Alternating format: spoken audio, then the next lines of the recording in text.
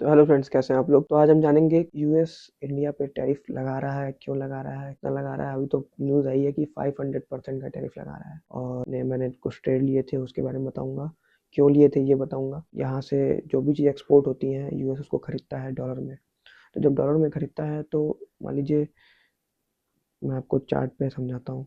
तो जब भी हम देखते हैं कि इंडिया कोई भी प्रोडक्ट अगर सेल कर रहा है, तो मान लीजिए उस प्रोडक्ट का दाम है 100 रुपीज़। तो 100 रुपीज़ का अगर अगर दाम है, तो वो 500 रुपीज़ में बिकेगा अगर टैरिफ लग जाएगा तो अगर 500% का टैरिफ लगा तो वो 600 रुपीज़ का हो गया। तो वो 600 रुपीज़ का अगर हो गया, तो फिर क्यों कोई यूएस का बंदा हमारे इंडिया से खरीदेगा, इंडिया से बाई क्यों करेगा भाई। अब जब हमको 500% का टैरिफ लग गया, तो उसकी वजह से इंडिया से बाई करना लोग छोड़ देंगे। वियतनाम से बाई करेंगे, मैक्सिको से बाई करेंगे, चाइना से बाई करेंगे, और बहुत सारी जगह पे चाइना पे भी टैरिफ लगे हुए हैं। फिर कौन कौन से सेक्टर ज़्यादा हिट करेंगे, फार्मा हिट करेगा, टेक्सटाइल गारमेंट्स हिट करेगा, ज्वेलरीज, इंजीनियरिंग इंजीनियरिंग का जो गुड्स आते हैं, जो भी केमिकल्स होते हैं, उन सब पे। फिर इस सब से क्या होगा कि हमारे जो जीडीपी है उस पर भी असर करेगा। जीडीपी पे असर करेगा क्यों? क्योंकि भाई जॉब्स कम होंगे।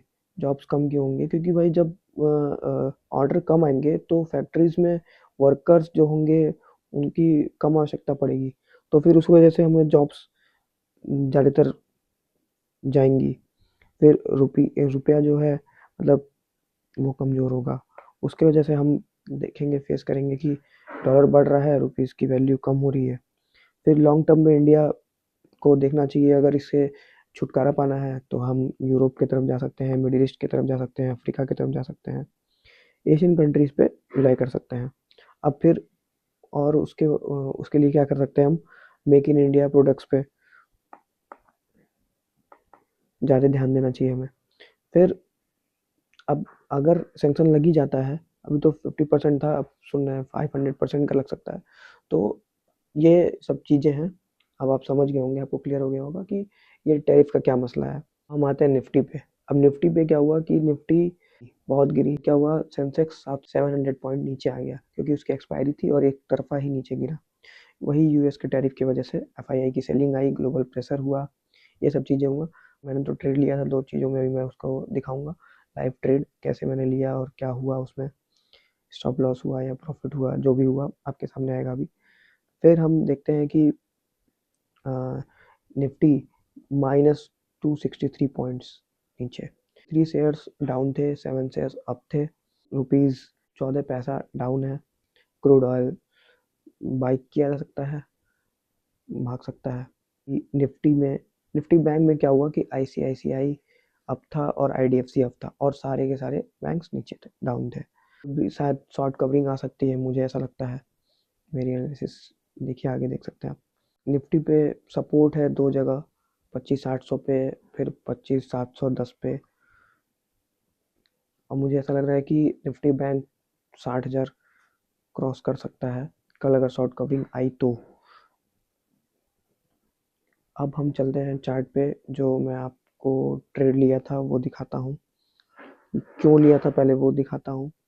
उसके बाद आप समझेंगे कि ट्रेड ट्रेड की साइकोलॉजी क्या होती है और ट्रेड लेते क्यों हैं। देखिए, जैसे मैंने दो ट्रेड लिया था, एक बजाज में और एक टाटा टेक में। तो क्या हुआ कि अब दोनों का मैं आपको चार्ट दिखाता हूँ, फिर उसके बाद आप समझेंगे कि क्या होता है।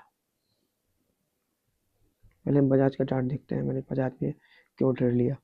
तो बजाज में मैं देख रहा था कि दिसंबर के बाद से मुझे दिख रहा था कि ये एक लाइन, रेजिस्टेंस की लाइन थी, और एक नीचे सपोर्ट था अच्छा।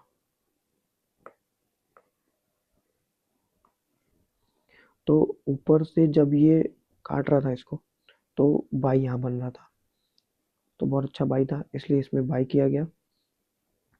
और बजाज में फ़ायदा भी हुआ। लगभग दोनों ट्रेड में 30,000 का कैपिटल लगा हुआ था। फिर टाटा टेक में टाटा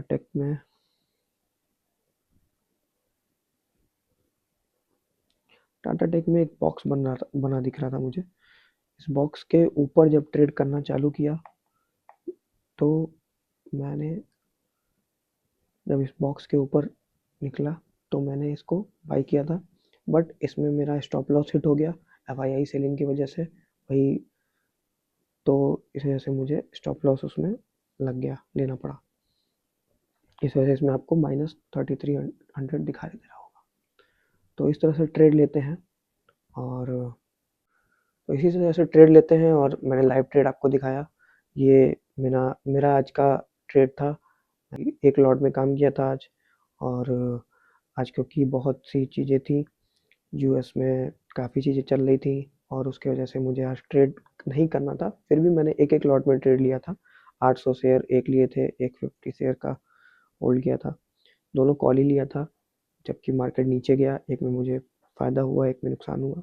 कोई दिक्कत नहीं है, चीज़ें होती रहती हैं। और थैंक्स फॉर वॉचिंग, और स्टे ट्यून।